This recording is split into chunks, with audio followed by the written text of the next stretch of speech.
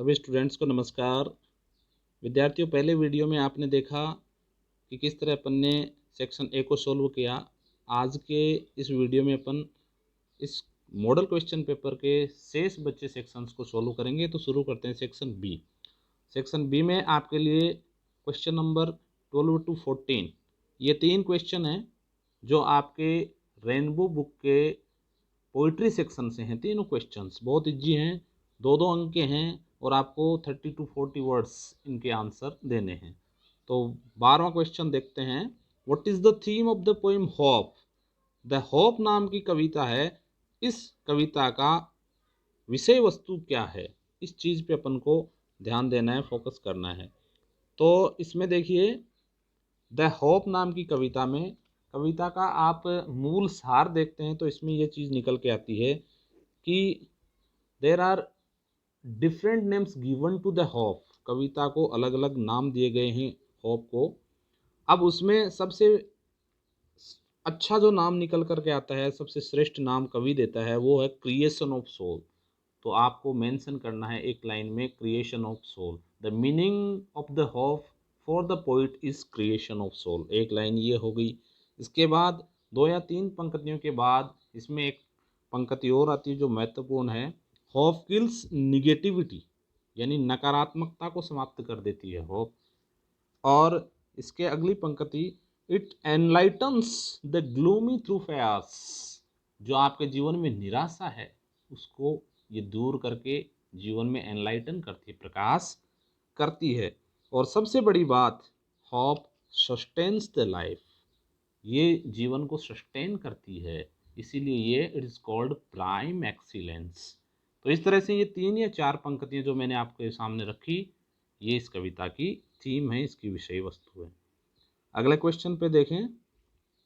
Y is a lily better than an oak? The noble nature, Ben Jonson की पहली ही poem है noble nature. इसमें comparison किया गया है ओक और लिली को। तो लिली किस प्रकार ओक से बेटर है, इसका आंसर इसमें देना है। तो अपन को लिली की क्वालिटीज़ को मेंशन करना है। तो लिली की क्वालिटीज़ में देखिए कुछ निश्चित शब्द हैं, मैं आपके सामने उनको बोल रहा हूँ। पहला, इसका जीवन, शॉर्ट लाइफ ऑफ स्पेन। सबसे बड़ी बात है शॉर्ट लाइफ ऑफ स्पेन। दूसरा हो गया मीनिंगफुल, जीवन जो है वो है मीनिंगफुल। इसके बाद impressive and worthwhile, life full of heroic deeds. और कवि ने इसमें एक महत्वपूर्ण लाइन मेंशन करी है, we live in deeds not in years. तो आपको ये 3 पंक्तियां मेंशन करनी है जिसमें लिली की क्वालिटीज़ कि वो किस तरह ओक से बेटर है। 14 नंबर का क्वेश्चन देखते हैं। How does a man play his role in the last age? Last age यानी 7th एज। विलियम शेक्सपियर की पोएम में 7 स्टेजेज में अंतिम स्टेज जो है उसको किस तरह मेंशन किया गया है, उसका क्या रोल है? तो देखिए, it is called second childness. Second childness एक चीज़ मेंशन करना है, ये सेकंड चाइल्डनेस कहलाती है। और इसमें स्थिति क्या है, इसमें सेंज एवरीथिंग, एक वर्ड आया सेंज। सेंज का मतलब होता है विदाउट।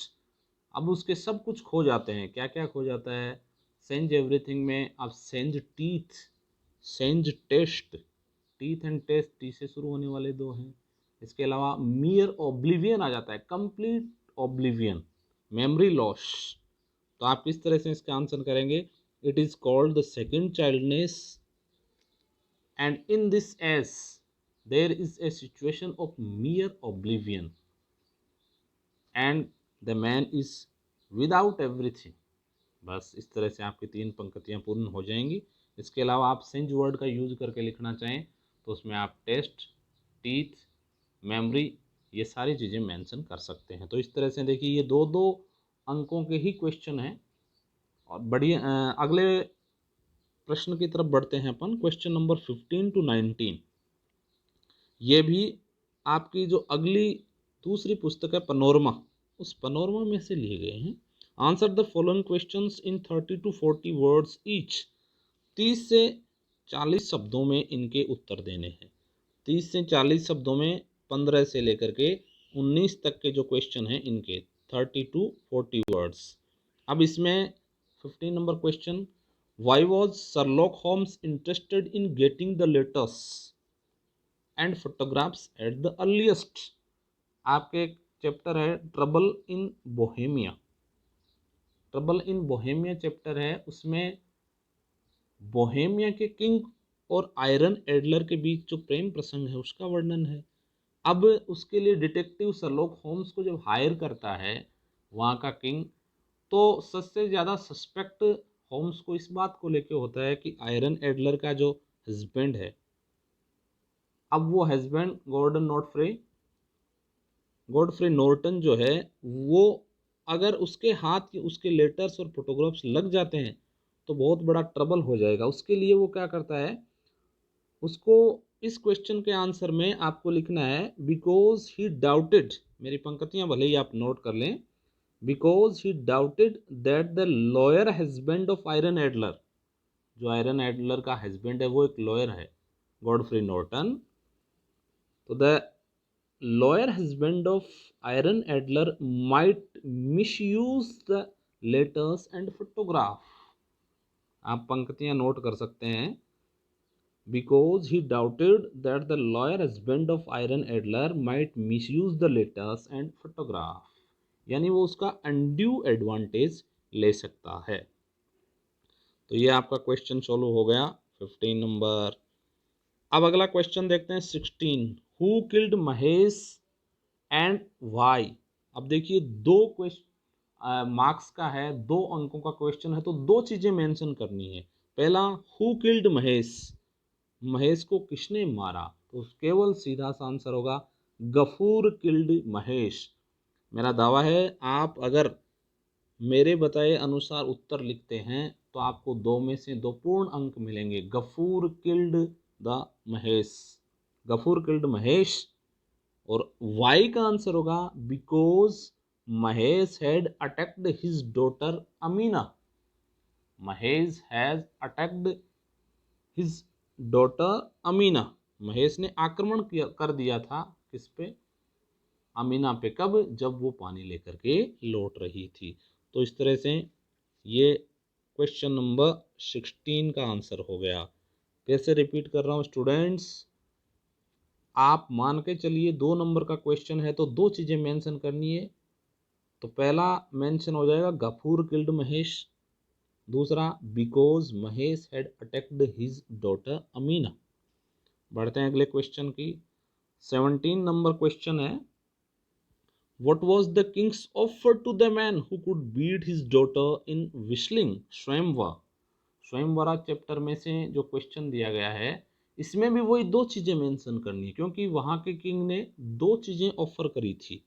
वो 2 चीजें कौन कौन सी थी, पहली हाफ ऑफ द किंगडम, लिख लीजिए आप, नोट कर लीजिए चाहे, हाफ ऑफ द किंगडम, एक तो ये हो गया। दूसरा ऑफर था द प्रिंसेस, प्रिंसेस यानी जो भी उससे उसको बीट कर देता, उससे उसकी शादी वो करवा देता। तो 2 चीज़ों को आपको मेंशन करना है, half of the kingdom and the princess was Kings offer, तो वो राजकुमारी भी ऑफर में शामिल थी। इस तरह से ये 17 नंबर क्वेश्चन हो गया। 18 नंबर क्वेश्चन में बढ़ते हैं अपन, how much money did the tiger king pay to the British jewellers for rings, rings के लिए कितना पे किया, तो इसका answer he paid a bill of 3 lakh rupees, 3 lakh rupees to the British jewelers for rings। ये इसका answer हो गया। अगला क्वेश्चन है, discuss the aptness of the title love across the salt desert. इसकी एप्टनेस को आपको डिस्कस करना है। एप्टनेस का मतलब हो गया इसकी रिलेवेंस, इसकी सूटेबिलिटी, ये टाइटल कितना सूट करता है कि नमक के रेगिस्तान के उस पार तक प्रेम की कहानी चली है। इसमें आपको मेंशन करना है इस टाइटल का एप्टनेस। तो 2 चीज़ें इसमें मेंशन करनी है 2 अंक बाहर के लिए।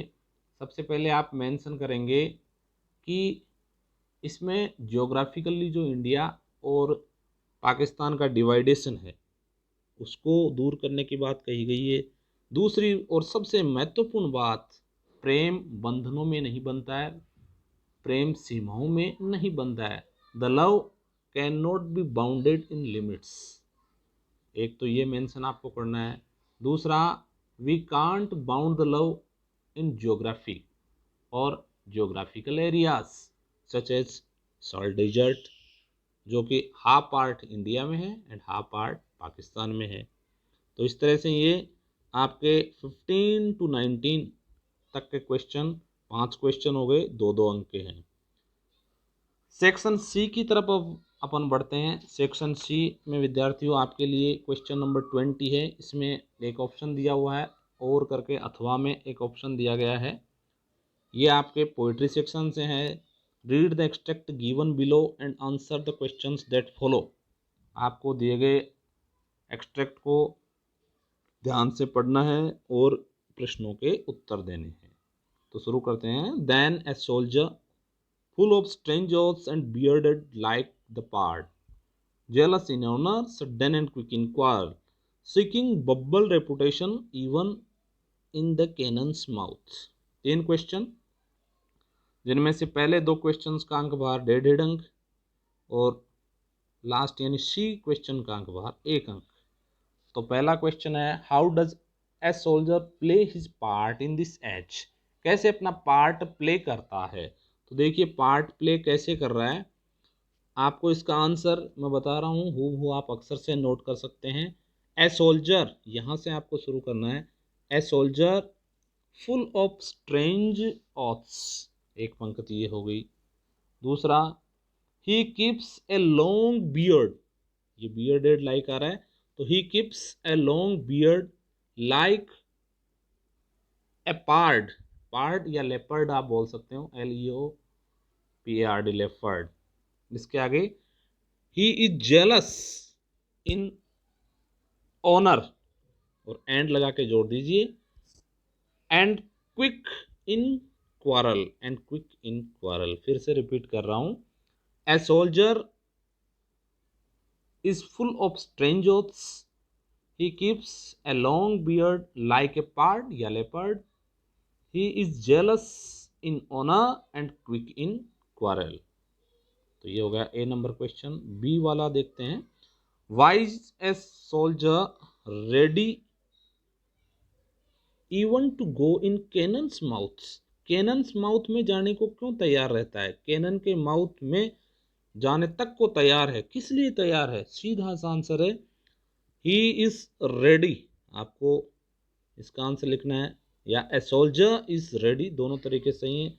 आप अगर शुरू करते हैं यहाँ से, तो ए सोल्जर इज रेडी या he is ready even to go in cannon's mouth, और आंसर हो जाएगा to seek bubble like reputation, to seek the bubble like reputation, ये इसका आंसर हो जाएगा। फिर अगला क्वेश्चन है, write the theme of the poem, sorry name of the poem, write the name of the poem, कविता का नाम लिखना है। तो आप इसका नाम आराम से लिख सकते हो, अभी ऊपर आया था देखिए, ऊपर देख के ही लिख सकते हो, और नहीं तो यहाँ पे सीधा मेंशन किया हुआ है कविता का नाम, कि कविता का क्या नाम है। ये देखिए मैं आपको राउंड करके बता रहा हूँ, the 7 ages of man, the 7 ages of man, ये इस कविता का नाम है। तो इस तरह से ये एक एक्सट्रैक्ट कंप्लीट हुआ। दूसरा, hope makes life go on, life is derivative of the function called hope. Hope is the prime excellence. Right from the day one is hope. Hope के बारे में ऊपर क्वेश्चन पूछा गया है।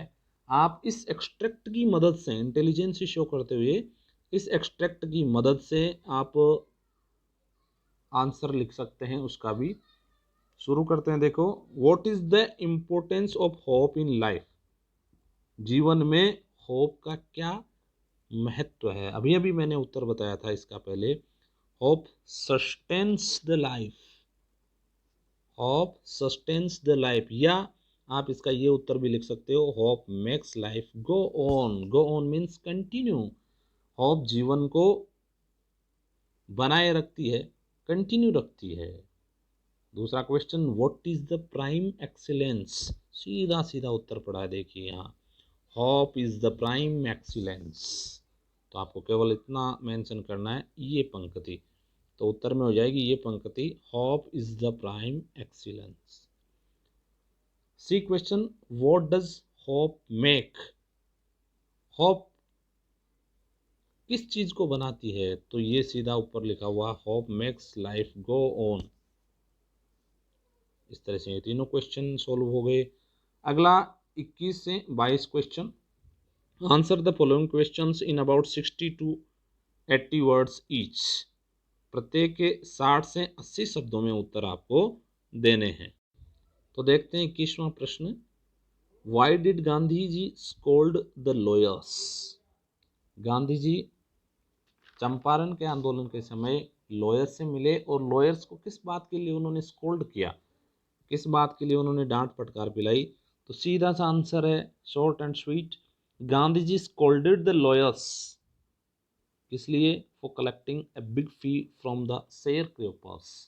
शेयर क्रोपर्स से वो बहुत मोटी फीस लिया करते थे, रकम इतनी ज़्यादा थी कि वास्तव में लॉयर्स को उतना उनसे चार्ज नहीं लेना चाहिए था।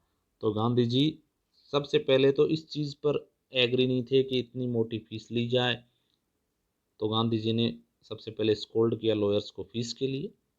इसके अलावा अपनी बात को वो ढंग से नहीं रख पा रहे थे, तो गांधी जी ने इसके लिए भी उनको स्कोल्ड किया। तो आंसर एक बार फिर रिपीट कर रहा हूँ, Gandhi ji scolded the lawyers for collecting a big fee from the sharecroppers. इसके आगे ऑप्शन में और दिया हुआ है, mention the benefits of yoga. Yoga के क्या क्या बेनिफिट्स हैं, ये इंपॉर्टेंट क्वेश्चन है।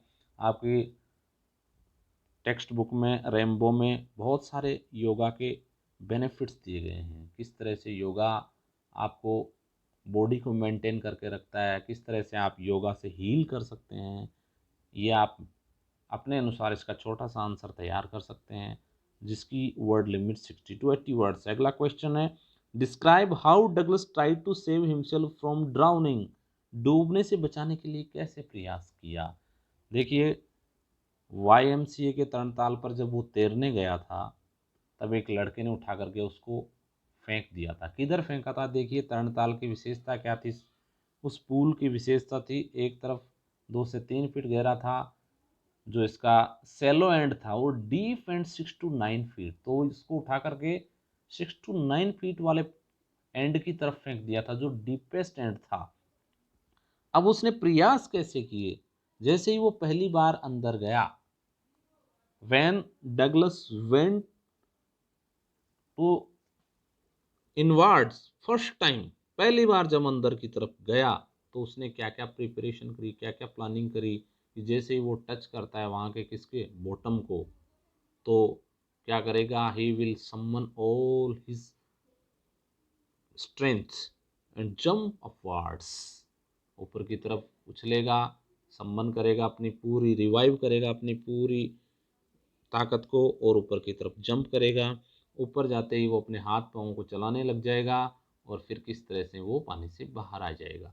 लेकिन उसका प्रयास किस तरह से व्यर्थ चला गया, वैन चला गया, ये मेंशन करना है। इसमें आपको 3 बार प्रयास को मेंशन करना है, एक बार गया, दूसरी बार वापस चला गया, फिर ऊपर आया, फिर चला गया, तो ये इसमें मेंशन करना है। Explain how Mrs Malik to keen interest in getting her house built and furnished.